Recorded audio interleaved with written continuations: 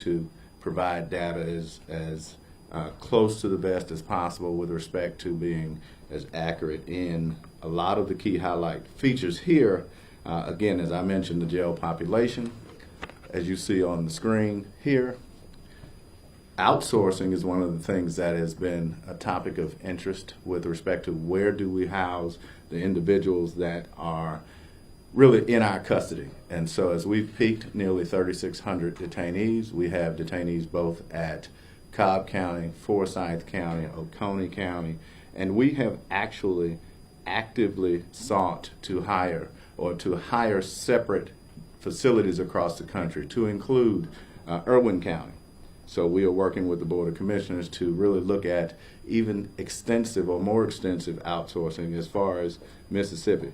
One of the things that we realize is that the jail population continues to rise. We're 1,000 individuals higher than we were last year, and so we have to figure out a humane way to continue to take care of our customers.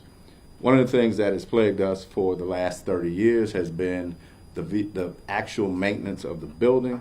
As you know, the building itself, 901 Rice Street, was built to house 1,125 detainees, and we were overcrowded the moment it came in. So we put a facilities maintenance app or be able to check your app from that perspective.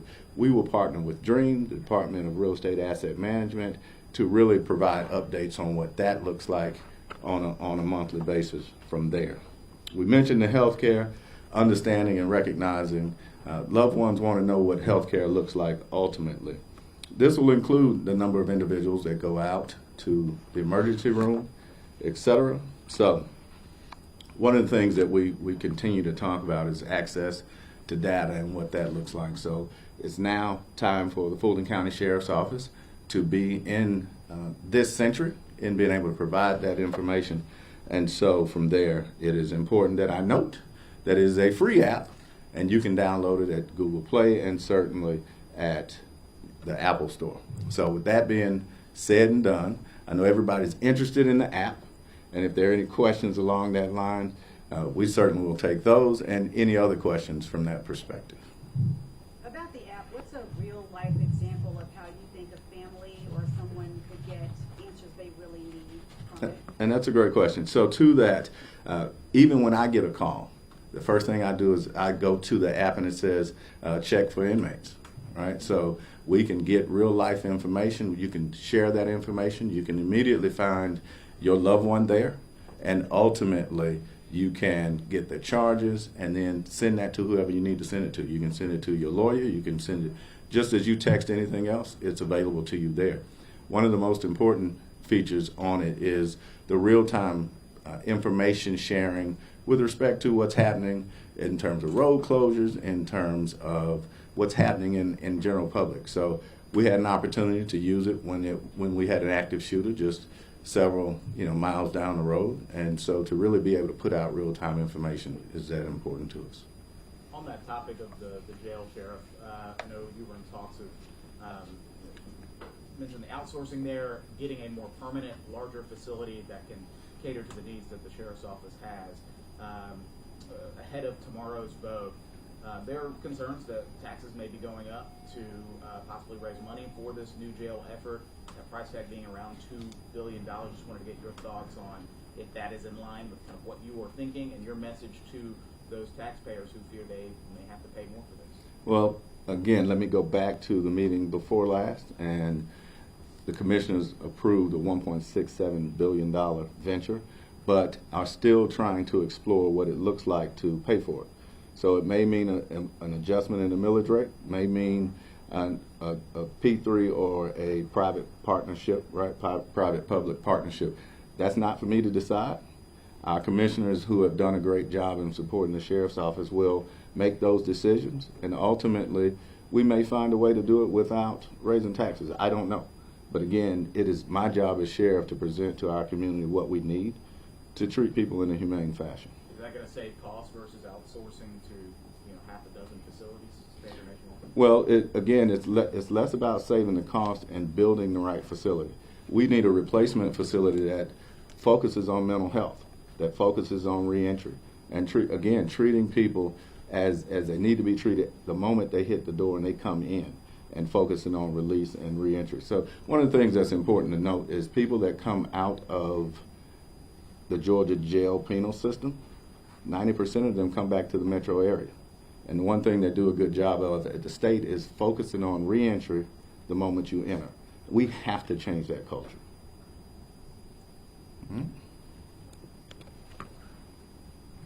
Any other questions about anything else? Blaine, good to see you. Good to see you. Good Good to to be here. Thanks for doing this. Changing topics, we've noticed the orange barricades in front of the courthouse. Can you talk about the security plan ahead of potential indictments coming the next few weeks? What does the security plan look like for this entire area? So one of the things that we did, we were very proactive. We had an opportunity to watch and send teams, Major Butler and his team, to New York. Had an opportunity to send them to Miami.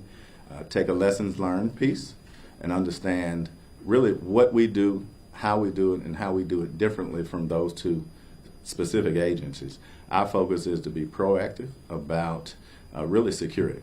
Our goal is to have all of the services that we normally have open and operational, but at the same time create a safe environment for those that we actually service. The orange barricades, oddly enough, have gotten more attention than anything else in the history of the sheriff's office.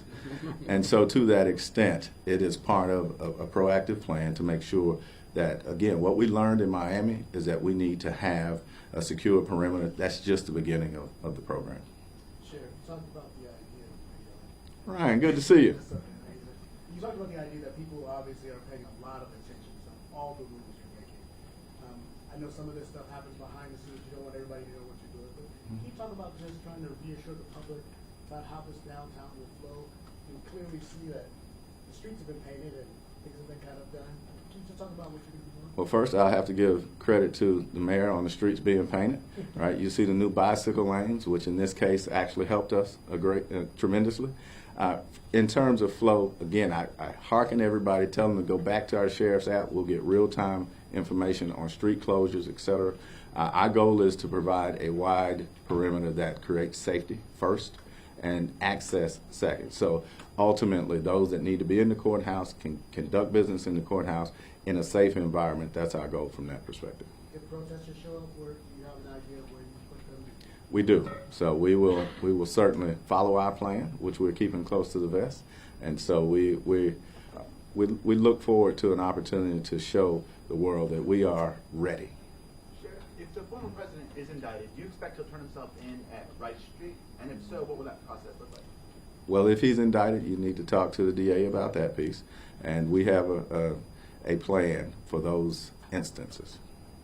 Are you aware of whether or not there have been any threats coming this way ahead of expected indictments? The threats have been many. And so they started via email, via text message, via personal phone calls. And just as we had threats before, both Madam DA and I, we ran those to ground. And we will continue to take our criminal investigation division as well as other resources to hold those accountable. When you make a threat, when you become a keyboard bully, it's our goal to come and really hold you accountable. How do you personally feel about those threats directly toward you and Madam DA? Well, as my mom would say, you asked for this job, right? And our goal is to protect not just the DA, the judges, and everybody that has received those threats. We've done a really good job of running those to ground. And again, as those individuals are continue to make threats, we'll go after those bad actors and hold them accountable. If you had to ballpark the number of threats y'all received in recent months, not just your office, but even the DA and others, how many would you say it was? Dozens. Dozens? Dozens. Yes, sir. You said that you brought some of these to ground. Have you made any arrests? Well, those in most recent days are still under investigation. Those that, to your point earlier, we've had an arrest several months ago. Have you received any credible information about potential groups that are coming down? You received a tip that possibly there was a threat from Proud Boys. Have you had any sort of intelligence that there are specific groups that are coming and planning anything here? Not at this point. I think our process is different, and in as much as we had an opportunity to prepare and we're ready. Can you talk about other groups that you're coordinating with? How many people might be coming to a large-scale event like sporting events in the United States? Do you have an idea of how many people could be descending on the city for that? At this particular point, we'll hold that close to where we are so that we can continue to prepare accordingly. Can you talk about what coordination looks like? Does this mean meeting with other groups? Can you talk about what other, agencies are involved and how often you're meeting with parents? So how often is a lot, right? But ultimately, there are a number of agencies, including different sheriff's offices and different federal agencies, that have really stepped in to lend the resources. We've created a force multiplier that you have never seen before. Should an indictment come down in D.C., will you send your team to D.C., or do you feel like your security prep is done? It just depends on the timing.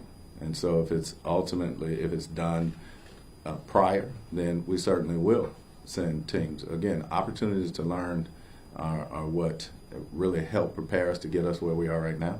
If it happens afterwards, then we'll just follow the normal course of actions. In terms of manpower, how many deputies do you have just on, pending trumpet night? Good question. Next question. How much time do you think, if you're able to say, once potential indictments come down, how much lead time will you have to get your people in place to know what you want to do, close roads, or do whatever is necessary before any type of announcement? Well, going back to Blaine's question, we meet daily, and so we will have as much lead time as possibly available to us, and ultimately we will respond accordingly. Sheriff, you guys are definitely shy about taking mugshots. Will that procedure still happen in this situation? Unless someone tells me differently, we are following our normal practices, and so it doesn't matter your status. We have mugshots ready for you. If there are indictments of high-level individuals, including potentially the former president, it's kind of discussed, but is there a possibility that there would be surrender at Wright Street? Is that being discussed? Again, it really depends on who the judge that receives the case. And so they have certain judges have certain requirements, and so we will really submit to whatever the judge decides at that particular point. Are you or your deputy able to go more into detail about what you learned from Miami and New York? No, thank you. Sheriff, Rich. have you had any conversation yet with the Secret Service about the potential indictments where you've been able to talk and coordinate how a unified? Well, again, there's no alphabet that has been left out, and there's no police department and/or Metro Sheriff's Office that has not been a part of the plan. Can you specify what agencies you're working with? I will not. And what can you say about the timing of an possible indictment? You'd have to I'd refer that to the DA.